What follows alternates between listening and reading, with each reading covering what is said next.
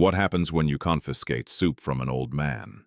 And he's the SEAL legend with a Medal of Honor. Subscribe for more stories of quiet heroes who deserve to be remembered.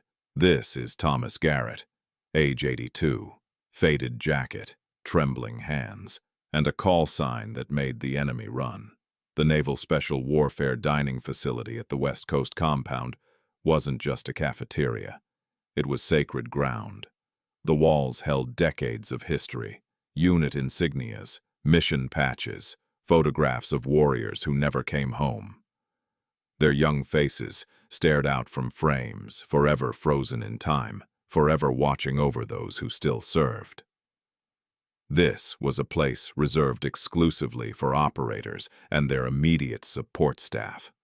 A sanctuary where America's most elite warriors could eat in peace, surrounded by their own. Rear Admiral Marcus Webb understood that sanctity better than most. At 41 years old, he'd just pinned on his first star 4 months ago, making him the youngest SEAL officer to achieve flag rank in over a decade. 2 combat deployments, a Silver Star for Valor, 3 Bronze Stars with V device. His record spoke for itself. He'd commanded SEAL Team 5 through the most dangerous operations in the Middle East, brought every man home alive, and earned a reputation as a leader who demanded perfection. Some called him brilliant. Others whispered he was too rigid, too unforgiving of mistakes, too quick to judge. On this Tuesday afternoon in late autumn, Webb walked into the dining facility between meetings, his schedule packed with briefings that frustrated him more than enemy contact ever had. Budget cuts, personnel shortages, political interference in operational decisions. The administrative burden of flag rank was proving far more challenging than leading men in combat. That's when he noticed the old man. Seated alone at a corner table near the windows, sunlight streaming across his weathered features. He wore a faded blue windbreaker that had seen better decades, the fabric thin and worn at the elbows. Beneath it, a simple flannel shirt. His jeans were faded at the knees, his white sneakers scuffed and worn. His hair was thin and gray, combed neatly but unable to hide time's passage. His face was deeply lined, carved by decades of sun and wind and years beyond counting. Both hands, showing the unmistakable tremor of advanced age, were wrapped around a bowl of soup. He was perhaps 82, maybe 83. Eating with the serene patience of someone who had nowhere else to be and nothing to prove to anyone. Webb stopped mid-stride, his combat-trained mind immediately analyzing the situation. First assessment. Someone's grandfather brought on base for a family visit who'd wandered into the wrong building. It happened occasionally. Confused family members during base tours, taking wrong turns, ending up in restricted spaces. Usually harmless, quickly resolved. But something bothered him. The door was clearly marked. Authorized personnel only, NSWG. Naval Special Warfare Group. You didn't accidentally wander here. You had to pass through security checkpoints, show identification to armed guards, intentionally seek this place out. Webb's jaw tightened. In a post-9/11 world, in facilities where classified operations were planned and executed, security wasn't negotiable. It was paramount. One breach could compromise missions, endanger lives, destroy months of planning. He approached the table with purposeful strides. The old man didn't look up, didn't acknowledge his approach, just continued eating his soup with slow, methodical movements. His trembling hands somehow steady enough to complete the simple task. "Excuse me, sir," Webb said, his tone professional but firm, the voice of authority cultivated over 20 years. "This galley is for operators only. Are you authorized to be here?" The old man paused, spoon halfway to his mouth. He looked up with pale blue eyes that seemed to absorb everything and reveal nothing. They were eyes that had seen things, done things, experienced things beyond normal comprehension. But in that moment they showed only mild curiosity. "I'm having lunch," the old man said quietly. His voice was rough, textured like old leather left too long in harsh conditions. There was a rasp to it, as if years of breathing dust and smoke had worn away youth's smoothness.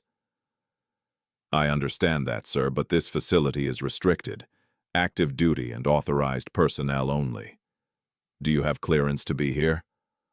"I have soup," the old man said, gesturing at his bowl.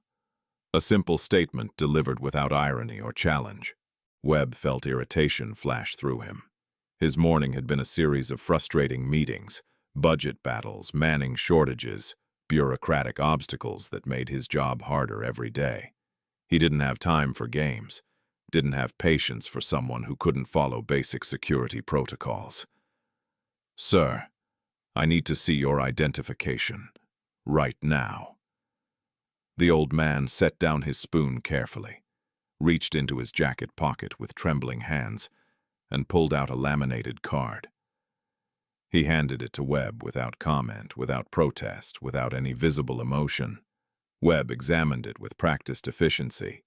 Department of Defense Dependent ID. The photo matched. Same weathered face, perhaps taken a few years earlier. The name read Thomas Garrett. Date of birth, April 3, 1942, 82 years old. But something was odd. In the section listing the sponsor's branch and rank, blank, just a dash, and in the access authorization section, a code Webb didn't immediately recognize despite his experience. SAP-JWICS-1, SAP, Special Access Program, the highest classification level, JWICS, Joint Worldwide Intelligence Communications System, top secret and above.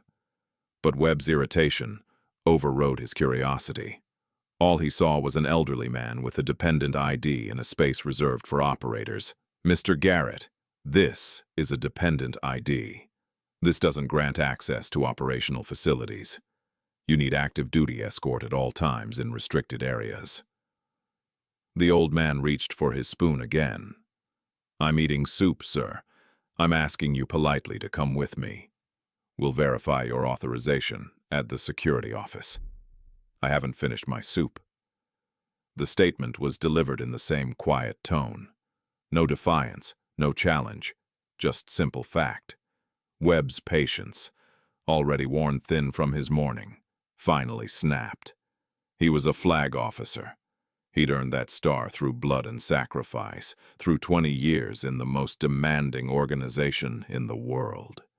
He'd led men into combat, made life-and-death decisions, carried the weight of command. And this elderly civilian was treating him like an inconvenience, like a minor annoyance to be ignored while finishing soup. "Sir, this is not a request." Webb's voice rose, carrying across the dining facility with command authority. Other SEALs looked over. Conversation stopped, heads turned. "This is a direct order. Stand up and come with me now." The old man continued eating, didn't even look up this time. The spoon moved from bowl to mouth with steady rhythm, as if an admiral's order meant nothing, changed nothing. Webb felt his face flush. In front of 30 operators, men under his command, men who needed to respect his authority, this elderly civilian was openly ignoring a direct order from a flag officer. It was disrespectful, insubordinate, unacceptable. It undermined everything he'd worked to build, every standard he'd fought to maintain. He reached down and grabbed the soup bowl, pulling it away with more force than necessary, liquid sloshing over the rim. "I said now." The old man looked at the empty space where his soup had been, stared at it for a long moment as if trying to understand how something present was suddenly gone. Then he looked up at Webb, and his pale blue eyes held something now. Not anger, not fear, something else. Something that made Webb's absolute certainty waver for just a heartbeat. "Young man," the old man said, his voice still quiet but carrying an edge now. "You should put that back. You'll what? File a complaint." Webb set the bowl down on the next table, hard enough to make it ring. "Sir, you are trespassing in a restricted military facility. You are refusing lawful orders from a superior officer. I could have the Master-at-Arms arrest you right now for unauthorized access." "You could," the old man agreed. "No challenge, just acknowledgement of fact. Then stand up. Last chance." The old man stood slowly. His movements were stiff, painful, the movements of someone whose body had been broken and repaired so many times nothing worked quite right anymore. He was shorter than Webb expected, maybe 5'9" with the stoop of age, thin to the point of frail. The kind of elderly man you'd see at a grocery store, moving carefully, representing no threat to anyone, except his eyes. Those pale blue eyes held something that didn't match the frail body. Something that whispered of danger, of capability, of violence, restrained but not forgotten. "Who the hell do you think you are?" Webb demanded. The old man was quiet for a long moment. The dining facility had gone completely silent. 30 operators watched, waited, held their breath. The old man seemed to be weighing something, making a decision. Then, in that rough whisper, barely audible but somehow carrying to every corner of the room, "They used to call me Redeemer." The silence that followed was absolute. One of the SEALs at a nearby table, a Master Chief with 26 years of service, 4 combat deployments, a chest full of medals, and a face that had seen too much, went white as a sheet. His fork clattered to his plate, with a sound like a gunshot in the silence. Webb didn't understand. The word meant nothing to him. "Redeemer? What kind of call sign is that? Sir, I don't have time for—" "Admiral." The Master Chief stood so fast his chair fell backward. His voice was urgent, almost panicked. "Sir, you need to step back right now." "Excuse me, Master Chief." Webb turned to him, confused by the sudden intervention, by the fear he saw in the veteran's eyes. "That's Thomas Garrett. His call sign was Redeemer." The Master Chief's voice was shaking. "He's a legend from Vietnam, from MACV-SOG, from missions that don't exist in any official record, from operations still classified 50 years later." Webb looked at the old man again, saw the same frail figure, the trembling hands, the discount store clothes. This man is 82 years old. He can barely hold a spoon steady. He's exactly who he says he is. A new voice from the entrance, a voice carrying absolute authority that made every head turn as one. Standing in the doorway was Admiral William Carson, Chief of Naval Operations. 4 stars on each shoulder board gleaming under fluorescent lights. The highest-ranking officer in the United States Navy. The man who commanded over 330,000 active-duty sailors. He was flanked by 2 aides and a civilian wearing a Pentagon security badge, indicating access to the highest classification levels. Carson walked into the dining facility with measured steps, his eyes locked on the old man, on Thomas Garrett, on Redeemer. His expression showed absolute respect, mixed with something else. Relief, perhaps, or vindication. "Thomas," Carson said, his voice carrying reverence that couldn't be faked. "I apologize for being late. I was told you'd be here at 1300. I should have known you'd arrive early. You always did." The old man, Redeemer, nodded slightly. "William, you didn't need to come personally. A phone call would have been sufficient. Yes, I did need to come." Carson walked past Webb without acknowledging him, without even glancing in his direction, and stopped directly before Garrett. "You've refused every invitation for 40 years, refused every ceremony, every medal presentation, every attempt to honor your service. But this one, Thomas, the President himself signed the order. You're getting the recognition you've earned, whether you want it or not." Webb stood frozen, still holding the confiscated soup bowl like an idiot, feeling the world tilt beneath his feet. Carson finally turned to look at him, really look at him, and in that gaze, Webb saw his career hanging by a thread. "Admiral Webb, why are you holding Mr. Garrett's lunch?" "Sir, I didn't know who he was. He didn't have proper authorization to—" "He has authorization that supersedes yours, mine, everyone in this building." Carson gestured to an aide who stepped forward with a leather folder stamped with classification markings. "Thomas Garrett, retired Chief Petty Officer, United States Navy. SEAL Team 1, 1963 to 1967. MACV-SOG, 1967 to 1972. Call sign, Redeemer." Carson opened the folder, his hands steady but his voice carrying barely contained emotion. He began reading from documents Webb could see were heavily redacted. Black bars covering entire paragraphs. Operational record classified at highest levels for national security reasons. Confirmed missions, 39 deep reconnaissance operations into North Vietnam, Laos, and Cambodia. Missions that officially never happened. Carson paused, letting that sink in. Confirmed enemy kills, classified but conservatively estimated at over 100. Confirmed rescues of downed pilots and isolated personnel. 16 successful extractions from behind enemy lines. Awards and decorations, 3 Navy Crosses, our nation's second highest honor. 6 Silver Stars, 8 Bronze Stars with Valor. 5 Purple Hearts for wounds received in combat. Carson's voice thickened, and a Medal of Honor that was classified for 48 years because the mission it was awarded for was too sensitive to acknowledge. Because admitting what Thomas Garrett did would have required admitting where we sent him, what we asked him to do, and how many international laws we bent in the process. The dining facility was absolutely silent. 30 operators, men who had seen combat themselves, who had faced enemy fire, stood in stunned silence. Mr. Garrett's call sign wasn't given by his teammates, Carson continued. It was given by the North Vietnamese.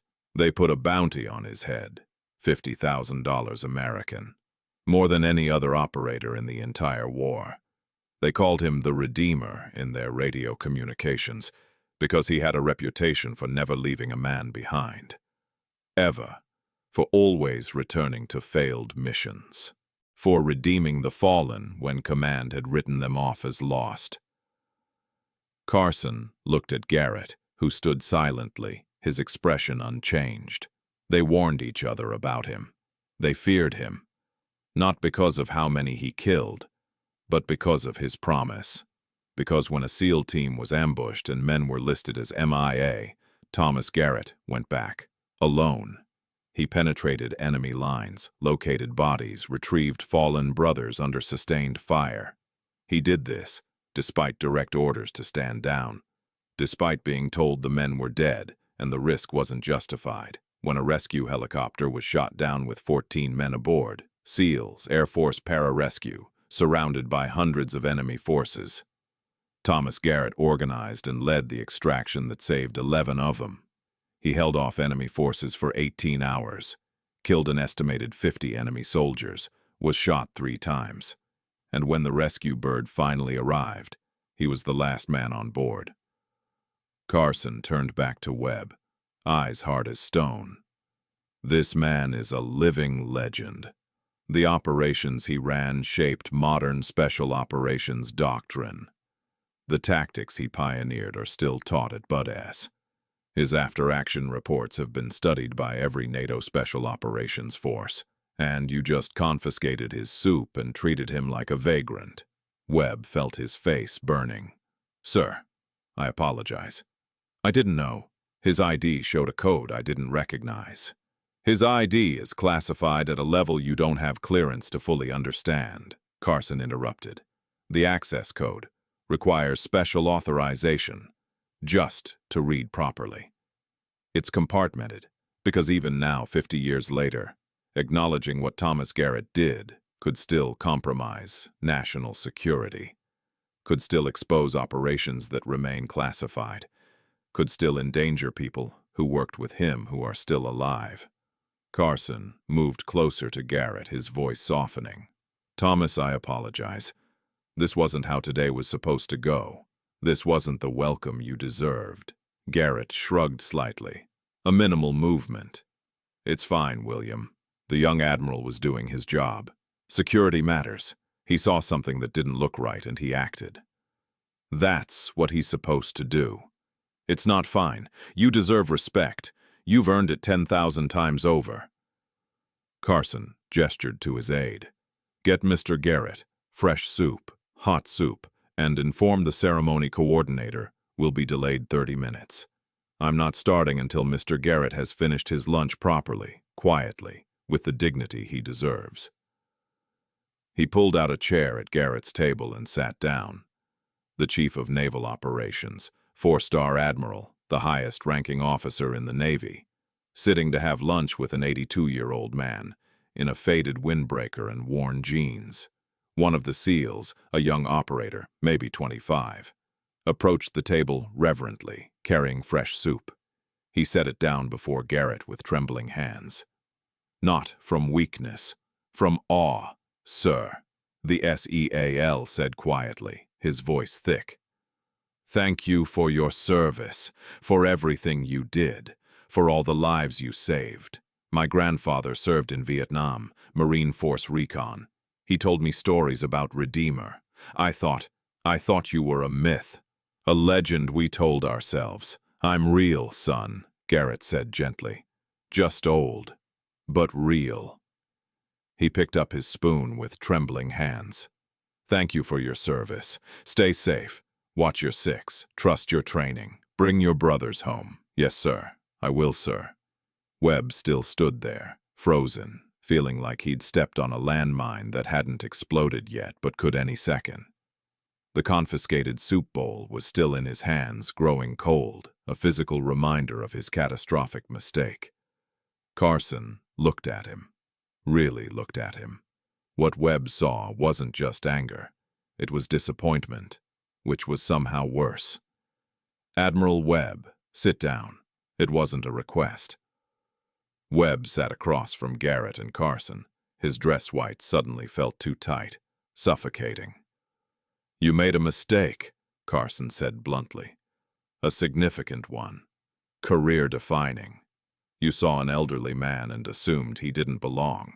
You saw someone without rank insignia and assumed he hadn't earned respect. You judged based on appearance rather than investigating properly, rather than asking questions, rather than showing even basic curiosity about that classification code on his ID. Sir, I'm not finished. Carson's voice was unforgiving. In 30 minutes, we're holding a ceremony in the auditorium. 300 personnel will attend. The President authorized declassification of certain aspects of Mr. Garrett's service record, so the Special Operations community can finally understand who he was, what he did, and why it mattered. Carson leaned back. Mr. Garrett is being awarded the Navy Cross today. Not his fourth one, but a presentation of all three that were classified for 48 years. He's being awarded the Defense Superior Service Medal, and most importantly, he's being publicly presented with the Medal of Honor he received in secret in 1972. Webb's mouth went dry. The Medal of Honor, the highest military decoration. Fewer than 3,500 awarded since the Civil War. And this man, this legend he'd just humiliated. The Medal of Honor, Webb repeated quietly, the weight crushing him. Yes, for actions in Cambodia, January 1971. He led a rescue mission to extract a downed helicopter crew. 4 Navy pilots shot down 70 miles inside enemy territory. The mission went catastrophically wrong. Half his team was killed or wounded in an ambush. He made the decision to stay behind alone, to hold off enemy forces while his remaining team extracted the wounded. Carson's voice dropped. He stayed on the ground for 5 days, evading enemy forces, protecting the wounded pilots. He killed an estimated 60 enemy soldiers. Did it with a broken arm and 2 bullets in his back, crawled 6 miles through jungle to reach extraction. And when he was finally rescued, He was more concerned about whether his men made it out than his own injuries. Carson leaned forward. "And you just confiscated his soup and talked to him like he was a vagrant." "Sir, I apologize. I was wrong. I didn't know—" "You should have recognized that classification code," Carson interrupted. "Any flag officer should know what SAPJWICS means. Should understand someone carrying those credentials has access superseding normal command chains. But you didn't, because you were so certain of your authority, so confident in your assessment, you didn't think you needed to check. You assumed, and in our business, assumptions get people killed." Webb felt his career crumbling. "Yes, sir, I understand. Do you?" Carson sat back. "Because I'm about to give you a choice. Your answer will determine whether you keep that star or lose it, whether you continue in command or spend the rest of your career behind a desk, whether you have a future in the Navy, or whether this is where your service ends." Webb could barely breathe. "Yes, sir." Carson glanced at Garrett, who was eating his soup quietly, seemingly unconcerned. "You humiliated this man in front of his brothers, treated him with disrespect in a place that should have honored him. Normally, and I want you to understand this clearly, I would relieve you immediately. What you did was not just protocol breach.